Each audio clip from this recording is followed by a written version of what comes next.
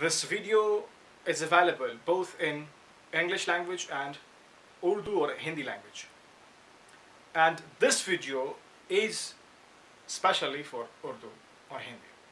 And for the next video, if you want to watch this video in English, type the name of the topic and with Dr. UUT and you will get the video on YouTube. Okay? तो chemotherapy resistance हम पढ़ रहे हैं।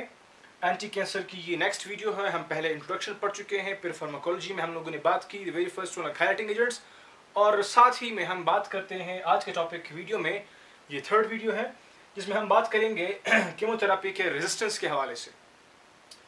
तो chemotherapy resistance तीन तरीकों से show करते हैं। कीमोथेरेपी के लिए जो ड्रग्स हम लोग ले रहे हैं वो ड्रग्स तीन तरीकों से आपके सेल्स, बॉडी के सेल्स जो हैं वो रेजिस्ट कर सकते हैं, या जो ट्यूमर जो है वो रेजिस्ट करते हैं उन ड्रग्स के एक्शन को। मतलब आपने ड्रग लिया, ये जो हमारे सेल्स है ट्यूमर है, वो ट्यूमर या सेल्स जो है वो उन ड्रग्स के लिए जो रेजिस्टेंस होगा कि उन ड्रग्स का एक्शन अपने ऊपर नहीं छोड़ेंगे, तो वो तीन तरीकों से एक ट्यूमर सेल जो है वो क्या करते हैं, वो रेजिस्टेंस शो करते हैं। जो आपकी कीमोथेरेपी आप लोग कर रहे हैं उसको फेल करवाते हैं। तो कौन कौन से हैं? द प्राइमरी मेथड ये है, और सेकेंडरी एक्वायर्ड है, और थर्ड जो है फार्माकोलॉजिकल सैंक्चुरीज है। फर्स्ट में क्या होता है प्राइमरी मेथड में, इसमें आपका जो अवेलेबल ड्रग है आपने लिया हुआ है वो बिल्कुल आप देते हैं पेशेंट को, कोई भी एक्शन नहीं होता। ये प्राइमरी मेथड है रेजिस्टेंस का, कि ये प्राइमरी तरीके से ये लोग रेजिस्टेंस करवाते होते हैं, ये कर रहे होते हैं। सेकेंडरी में क्या होता है एक्वायर्ड, इसको हम लोग बोलते हैं। एक्वायर्ड से आप लोग अंदाजा लगा सकते हैं कि ये डेवरिंग थेरेपी वाला है, क्योंकि ये एक्वायर करते हैं ट्यूमर सेल्स जो है। थोड़ा सा पहले स्टार्टिंग में वो जो आप ड्रग्स ले रहे हैं, स्टार्टिंग में ट्यूमर सेल्स एक्शन शो कर रहे हैं, मतलब कि वो उसको ऑब्जर्व कर रहे हैं, वहाँ पर ट्यूमर सेल्स को ये ख़राब कर रहे होते हैं। उनका जो मोड ऑफ एक्शन है सेल का, ट्यूमर सेल के ग्रोथ जो है उसको स्टॉप कर रहे हैं।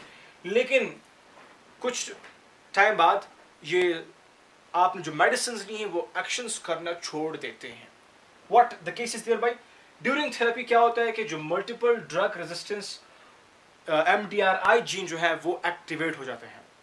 फिनोटाइप आप लोग कह सकते हैं कि MDRI phenotype is activated. MDRI gene जो है वो एक्टिवेट हो जाता है। अभी जो मल्टीपल ड्रग रेजिस्टेंस के जीन है वो क्या करते हैं, उनकी फिर ये ओवर प्रोडक्शन करवाते हैं सेल के सरफेस के ऊपर। Over production of the cell surface कैसे? इसको कहते हैं पी ग्लाइकोप्रोटीन्स। इसके हवाले से हम लोगों ने एक बात पहले वीडियो बना भी चुके हैं, लेकिन थोड़ा सा ओवरव्यू यहाँ पर थी क्योंकि टॉपिक जो है इसके साथ रिलेट करता है। पी ग्लाइकोप्रोटीन के जो ग्लाइकोप्रोटीन्स है इसके सेल के सरफेस के ऊपर इंक्रीज करवा देते हैं।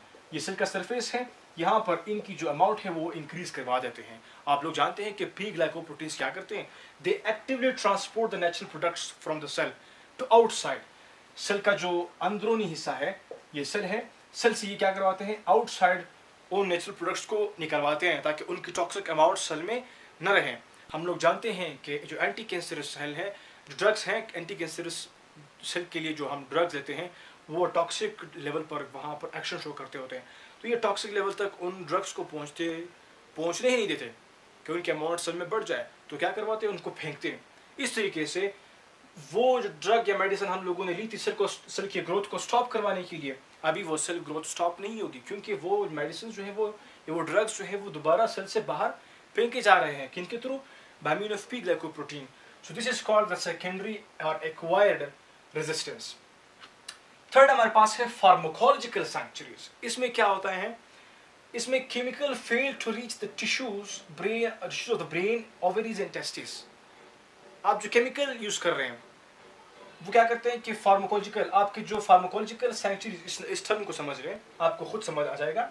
फार्माकोलॉजिकल, जो आप लोग फार्माकोलॉजी यूज कर रहे हैं, मींस आप मेडिसिन या ड्रग्स यूज कर रहे हैं, वो क्या करते हैं, सैंक्चुरीज जो आप समझ ले कि ऐसे टिश्यूज होते हैं वहाँ पर इनकी पहुँच बहुत कमज़ोर हो जाती हैं, वो वहाँ तक ये पहुँच नहीं पाते, बिल्कुल पोशीदा होते हैं या बहुत छुपे हुए से होते हैं। तो जिस वजह से क्या होता है, वहाँ तक आपकी जो केमिकल है वो रीच नहीं कर पाती। अगर आपकी केमिकल रीच नहीं कर पाती किसी सेल को, तो वो किसी सेल के ऊपर एक्शन कैसे शो करेगी? वो स्पेशली आपके ब्रेन में आप लोग यूज़ करते हैं, ब्रेन है, ओवरीज हैं और टेस्ट